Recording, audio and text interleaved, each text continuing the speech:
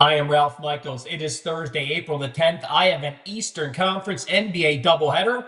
We're going to start with the Knicks against the Pistons and finish it off with a TNT Cavs versus Pacers, two teams very familiar with each other.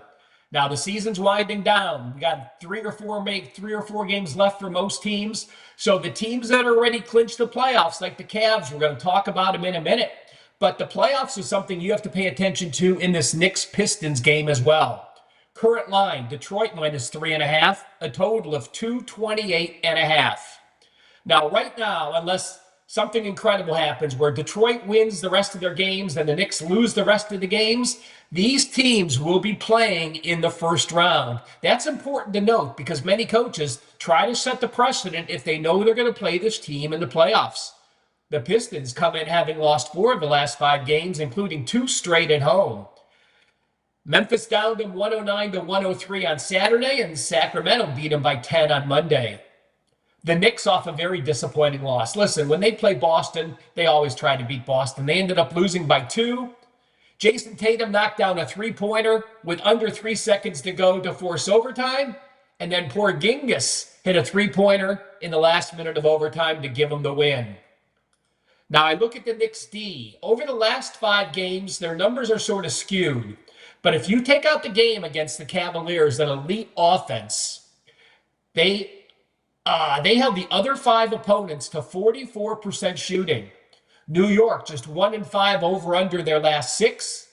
And since February 23rd, with a total of 225 or higher, the New York Knicks 1 over and 11 unders.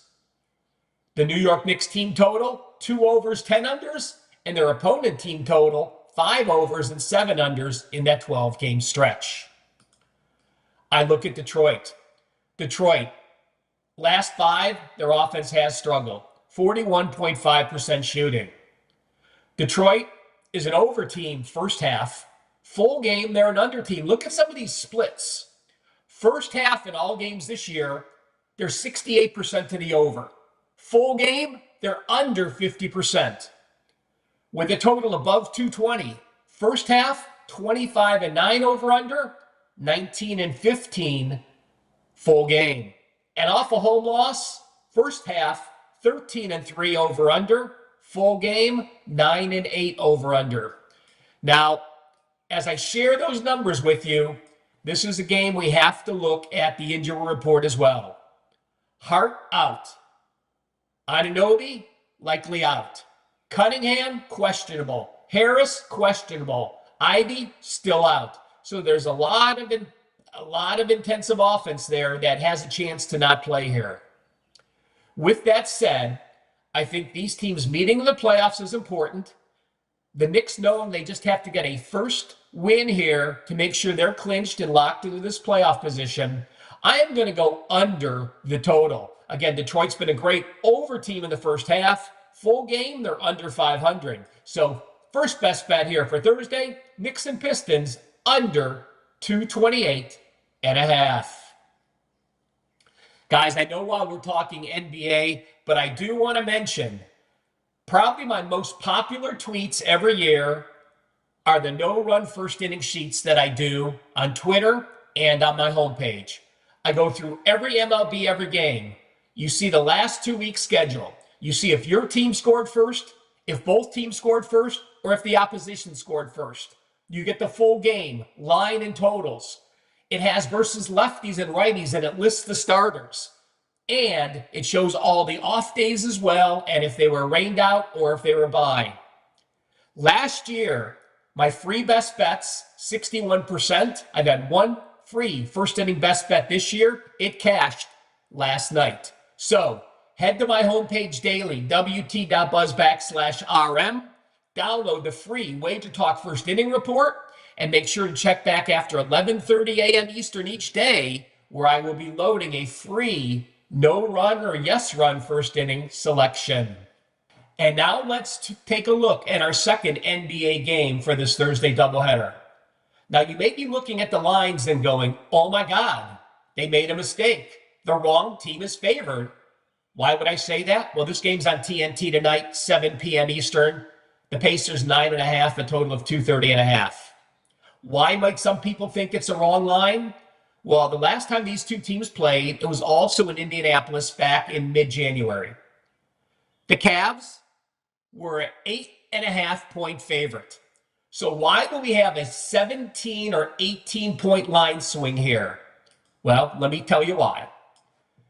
Coach Kenny Atkinson said, I think we're going to celebrate this moment. We got into the gate so quick. We got ahead of it early. We had some ups, we had some downs. I'm really proud of our guys. I'm proud of the organization. It's hard to win 63 games in this league. It's hard to be the first seed. We all know that. But then he went on to say, matching the franchise win record is not our priority. With the number one seed in the bag, we're going to be looking to get some of our starters some rest for the remaining games. Now, I know that seems like to play the Pacers, but this is way too much of an overreaction. The Cavs are unlike any NBA team I've seen the last 5 years. They hang out together. They go to dinner together. On the road, they are like a complete family. I know teams say that, but this young team is so different that is true. We've had a lot of injuries throughout the year where those backups played a lot. The Cavs have only failed to cover one game as a dog the entire season, and that was at OKC as a 2.5-point dog.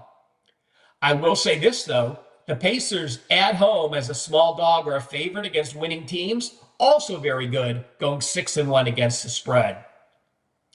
So when I look at this game, likely no Mitchell, likely no Mobley, Garland might play, may not play. Max Strus out as well. 3.5 starters missing this game. So is 17 points worth that? I don't think so. I don't mind looking at the Pacers live if something happens. But the Cavs are the number one team in first quarter differential. They are not only first, they're plus 4.2 points per game in the first quarter, looking at every game this season. There's only two other teams above 2.4 points per game. Again, the Cavs number one at 4.2, OKC number two, Boston number three, and the Cavs are actually almost 2 points per game above the fourth best team in the NBA. The Pacers, by the way, middle of the road, they get outscored in the first quarter. With this line being 9.5, the Cavaliers getting 3 points in the first quarter. The backups have played enough that when they're playing with couple quality starters and the top three backups in the first quarter, likely playing the first 7 or 8 minutes games of the first quarter, I don't mind backing this depleted Cavs squad early. Best bet here, Cleveland Cavaliers +3 first quarter versus the Pacers on TNT. Thank you for taking the time to watch this video. 3 quick favors. Smash that like button. Make sure you follow us on Twitter and find out why 200,000 YouTube viewers are subscribed to WagerTalk TV, and you will now be one of them. Thanks for checking in.